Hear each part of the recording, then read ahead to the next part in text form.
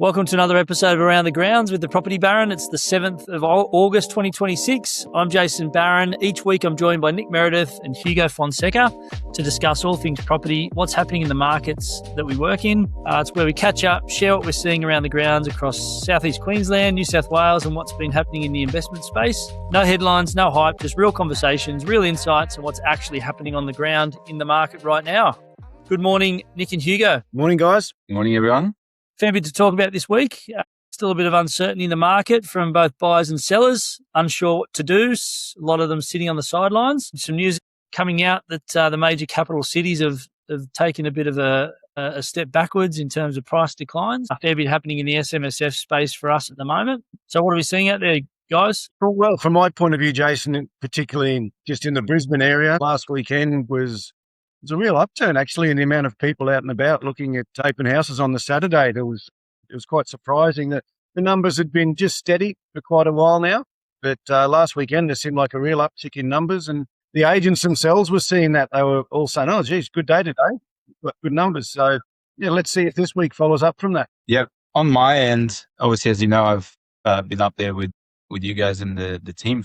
But from an investment point of view, it's similar to what Nick was saying. It's been busy. We've actually had a really good month in July just gone, which is good. I know there's a lot of colleagues that might be struggling out there, but we've remained quite steady, and there's committed buyers still out there, and there's a lot of sellers that are keen to move their properties on that still need to sell. So lots of opportunities out there. Yeah, for sure. We've certainly been busy with getting some of those SMSF purchases bought before the deadline. Yeah. That's ending on Monday. So really, if you haven't gotten in, you've got over the weekend to have a contract date before the 10th. But we're cutting it fine.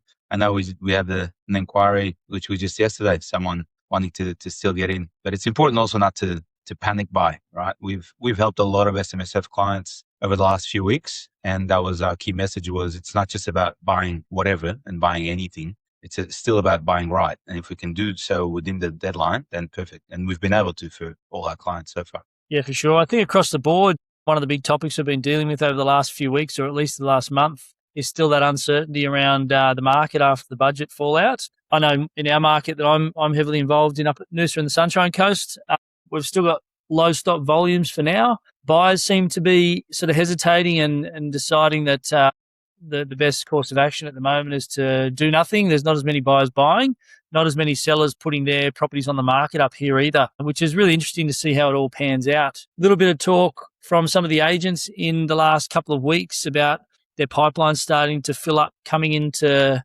spring. So it'll be really interesting to see how that pans out over the next couple of months, whether the stock comes on and starts selling and the market ticks into gear again, or if it comes on the market, we have a bit of an oversupply and turns into a real buyer's market. What do we think? Do we think it's a buyer's market at the moment, or do we think it's going to be over the next little while? Well, I think it is in Brisbane at the moment, or very close to. Anyway, certainly the best situation, I say this ad nauseum, I think that it has been for a number of years, but it certainly is now. We're getting more properties available to us off market than we ever have before. When you're going into negotiations now, you're showing interest in the property, not in every price bracket, but in most price brackets now, you certainly have more chance of getting a negotiation on the price and just holding firm on what we think value is and not overpaying. I mean, we hate overpaying for anything at any time, but particularly now there's an opportunity to not only avoid overpaying, but I think in certain cases we've seen recently, I'm confident we've underpaid for some properties, which is a really good feeling when you walk away and you know that down the track, once everything steadies down again, for the sake of a few months, the person's really bought well. Yeah, and it's not only just us having a look at that in our local markets. We had the big annual REBAA conference this week, which we all went to. It was really nice to get in amongst it and find out what's going on in other markets and where other people work. One interesting speaker that we had was CoreLogic, and they put some numbers up on the big screen to show us what's actually happening out there. Yeah, for sure.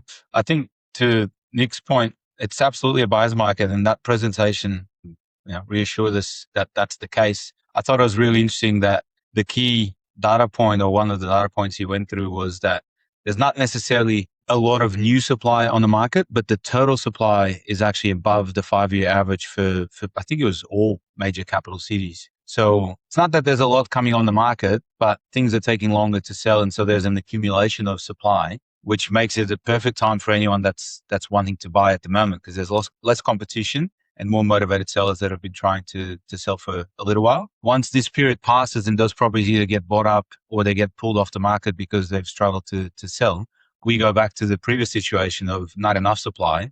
And that's when demand is about to come back on anyway. So these next few weeks, couple of months are key. Just on that, I mean, one of the figures they put up was, I think this time last year, 46% of purchasers were investment clients in the market. That's dropped down to in the low 20s now. I suspect that some of that's also been held up numbers-wise by the SMSF purchases. So once they disappear as of Monday, then maybe that number is going to drop even further. So we're going to have less investors in the market. And that means even in the first home buyer area where people have really struggled to buy, because they are in direct competition with investors a lot of time, perhaps they're going to be presented with some real opportunities that they didn't have, 3, 4, 5 months ago. So I reckon as we progress through August, it'll be really interesting to see just how the numbers stack up. Yeah. It was interesting, actually, you just mentioned that the first homeowners number has also dropped. I think it dropped by about 20%. So you're now seeing the first homeowners also hang back and wait because they're seeing prices drop and they're thinking, oh, maybe I'll get a better deal in the coming weeks. So, in a way, the idea of making it more accessible and affordable for first homeowners hasn't necessarily worked yet because they're not actually buying, even though it may have become more affordable in some areas. Yeah, really important that people have the confidence to buy in these markets because we've been through plenty of downturns and upturns over the years. And, property and property investing, it's all about time in the market. It's never about timing the market, but there is good times to buy. And I think when there's so much uncertainty at the moment and it's shifting to a buyer's market, now is the time to be confident and get in and make a purchase, whether it's an owner-occupier purchase or an investment purchase. Interestingly, a lot of the people that have been hesitating and just really unsure and uncertain over the last little while and they haven't made a purchase, they've been waiting for this time to come. But because of all the negativity in the media and everything that's happening, they're the people that are going to struggle the most to pull the trigger in this market. And as we know, history tells us that we don't realise when the bottom of the market is until after the fact. And we look back and we say, yep, that was it. So, interesting buying times at the moment. And I think if people have got the confidence to pull the trigger and get in there and buy something, there's some good options and good deals to be had at the moment, right through everywhere, really. Brisbane was probably the most positive a couple of months ago. But when we're looking at the data the other day on the big screen, Brisbane was more or less in an oversupply type market. So it's really the perfect time to look at buying there. Yeah, that's a really good point. I was out, as I said, last Saturday and talking to some really good agents that work in the high-end market, and they've probably got more stock than they've had in a long time. It's good quality stock. There's nothing wrong with it. It's just that they haven't been able to get it. And they're at the point now where saying, hey, we've got good numbers of stock here. There's some good options. We need to get some of these sold, which is going to create good opportunities. Particularly if you've got sellers that are looking to move on to their next project. They want to downsize, for instance. They're going to downsize in the same market. So it probably really doesn't matter too much for them. So I think even in that market, and I'm talking the 3-4 million and up, there's some really good opportunities because there's some good numbers out there supply-wise and good quality stuff that just hasn't sold because people are just being a little bit wary, holding off a bit. I hope they're not trying to guess the bottom of the market. Good luck if you can do that. By the time you realise you haven't, you've probably missed out because it's up and running. These things, this market slowed very quickly, almost overnight. It can get going again very quickly. Trying to guess the bottom is like trying to guess the peak. It's near on impossible. You've just got to assess on when you think it's good value. If it's the right property, then don't hesitate. You've got it. If it's in the bracket that you think and it ticks all your boxes and all the boxes that we give you to support it, then go for it. We're hearing a lot of talk up here on the Sunshine Coast about vendors starting to meet the market a little bit. So for many months, vendors' expectations have been way over and they've been listing prices for more than they probably should be. And things had been staying on the market because of that. In the last couple of weeks, quite a few of the local agents have been talking about vendors starting to adjust their price and consider that the market is not where they thought it was. Traditionally, June, July is pretty quiet or a lot slower than what it is sort of August, September, October coming into spring. So, have we been through some seasonal trends that are a little bit below the market average or is it going to be staying this way for the next 2 or 3 months through spring? What do we think? I think, as I said earlier, this is the best window at the moment. We've got that additional supply, which is not new supply, but it's just in the market and it's been there for a while. So vendors are starting to meet the buyers' price expectations, as you mentioned. But at some stage, those will either get bought up or come off the market, and they'll be waiting. At the same time, we're still not building more. So supply isn't getting any better. Demand has slowed down, both because it's winter and that's normal, but also because of everything else that's been happening. And just as Nick said, it'll quickly turn. All of a sudden, if there's a slight uptick in prices, even if it's 0.1%, you watch, you'll see the media going, the next boom is here, and everyone will just come back into the market. We know how it works. That's exactly how it's worked in the opposite direction at this point in time. And we're going to spring. So we'll have more demand. The first homeowners will start to think, okay, it's dropped a little bit now. Now's the time to go back in. I still don't want to miss out. So you start to get that FOMO again, and we haven't created more supply. So we're back to square one. And like the presentation at the conference said, even if we go back 10%, we're only going back a year's worth of price movements, right? So we're back to, say, March 2025, and then we start going up again. So look, really good opportunity at the moment. That's all I say to all my clients is but you need to take action. You can't be fearful. You have those clients that didn't buy when the market was hot because it was too hot and prices were too high, and I'm just going to wait. And now that, it's become slightly more affordable and there's a bit of a correction, they're still not buying because now they're worried that, there's a crash going on. So when are they going to buy? True what you said, and just on that, with Brisbane's, the number specifically was 14%. If it crashed 14% overnight, we're still only back to where we were 12 months ago. But it's not that your asset has crashed and it's, woe is me, the world is falling, the sky's falling.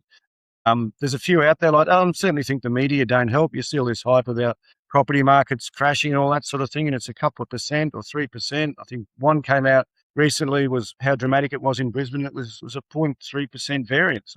It's just a little bit of hysteria that they love to beat up, and smart people see through it. I think there's going to be two separate, or there's going to be lots of different markets behaving differently, obviously, but I think one distinction is going to be the owner-occupier dominated market versus the investor-dominated market. I think a lot of the owner-occupier spaces are going to keep ticking over.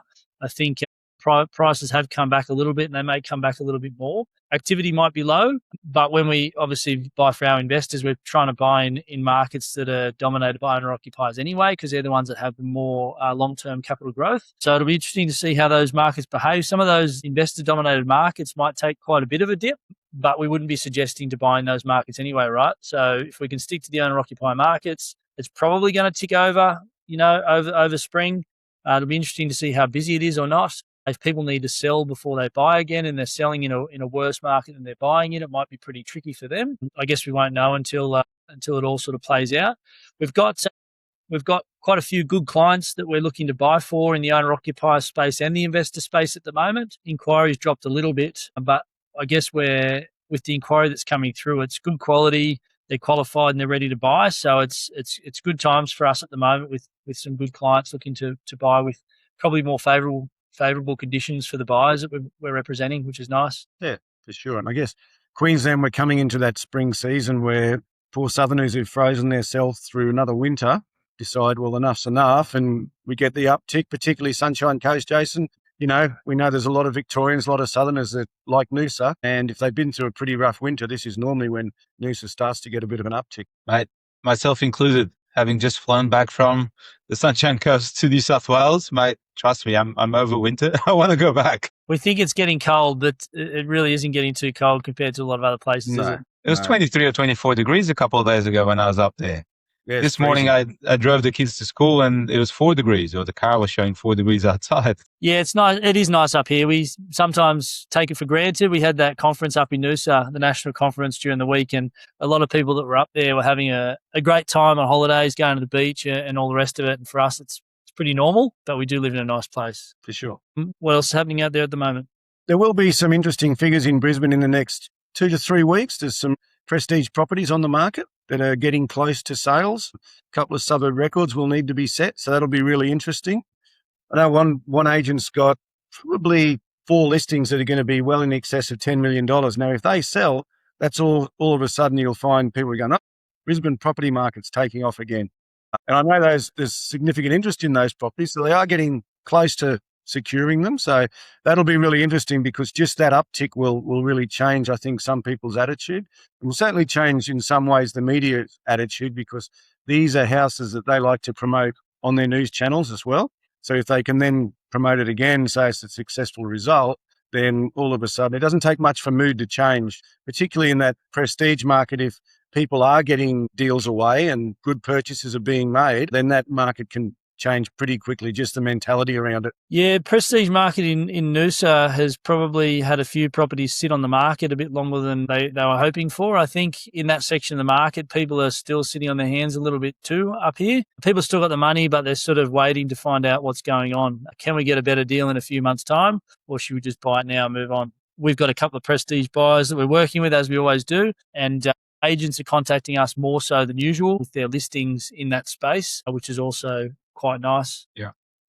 Hey, there was something else as well, Jace, that we haven't mentioned yet, and I think it's flown under the radar a little bit, but the government's just opened up industry consultation in regards to the announced changes when they released the budget. That'll go for a couple of weeks till the 21st of August. But it was interesting to read through their initial opening of the consultation, because a few more details are coming out as to the ins and outs of how those changes will work. And already you start to see that there's some relaxing of those announcements. So apparently a new build, the definition of that will be something that adds to supply, but it'll be anything that adds to supply that is within 24 months of the certificate of occupancy.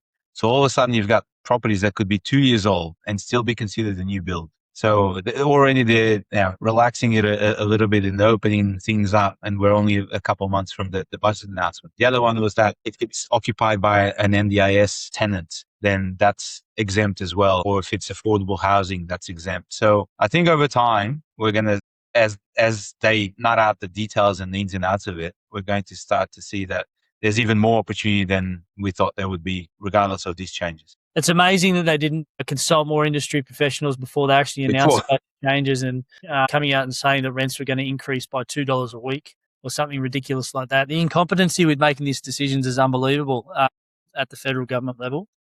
We've talked to lots of industry professionals at the top of their game, and no one seems to be consulted. And when we ask them about how they come up with their numbers or their modelling, a lot of them say they've got no idea. So it's a bit late after all the changes and everything that's happened. Hopefully people remember what's going on, and people get behind a change in government, because I think everyone needs that. They said it was going to come out and help generation inequality, but it's done the opposite so far. And all the experts that I know that I'm talking to are all tipping that it's not going to do anything like what they wanted it to do in the first place. So hopefully they do pull a few things back. People have asked me recently if I think that they'll repeal the changes that they made or go back to what was originally there. And my answer to them is, look, they can't do it at the moment. They've made the decisions and they're running with it, but the changes are not coming in for a while yet. And with all the backlash that they've got from the changes that they did make, I personally wouldn't be surprised if someone else takes that to the election next time, and they say, if you elect us, we're gonna change it and go back to how it was, and get a lot of support. So some of those changes, I think it was the CGT tax change back in the 80s, only lasted a couple of years, and then they got rid of it afterwards because of what happened. I think it'd be good for everyone if that ends up happening, but what we want to try and avoid is another boom property market when that does happen. So that's the other risk, is that we have a flat market for a year or two and they change it back to what it was in a year or two, and the market just takes off again. No one needs that. It'd be good for it to just tick over and ease into a normal market from here. Yeah, markets just need stability. And that was the same government, by the way, that reverted the changes in the 80s, the same one that introduced it. So it's not beyond the realms of possibility that even the same government might realize that they've made the wrong call here. It does seem strange whenever you read, though, these are the rule changes, they're in place, and then 2 months, 3 months down the track, you have consultation over it. I mean, the normal Shoot process. First, ask questions later, mate. Shoot first, ask questions later. Yeah, it's just, when I saw that come out, I thought, okay, so you're trying to probably find reasons now to start to wind some of it back and say, look, we've consulted with professionals, industry professionals. We're really happy with how it's gone, but we'd like to do this now. So, I'll just start winding things back. Old mate Jim Chalmers, who's got no idea what the hell's going on, comes out and says there's been a whole heap of new businesses open up since the budget. the economy's booming. And then the actual real commentators come on and say, well, the main reason for that is because people need to restructure from a tax point of view. They've all gone and spoken to their accountant, and the accountant says you need to restructure into X, Y, and Z. So they open up all the new entities to restructure into. It's got absolutely nothing to do with the economy booming and businesses thriving. That's for damn sure. There is another thing that's come up in the last little bit of publicity now. There's some economic commentators starting to have their say on it, and that's these new 40-year mortgages. I think it's going to be a really interesting space there.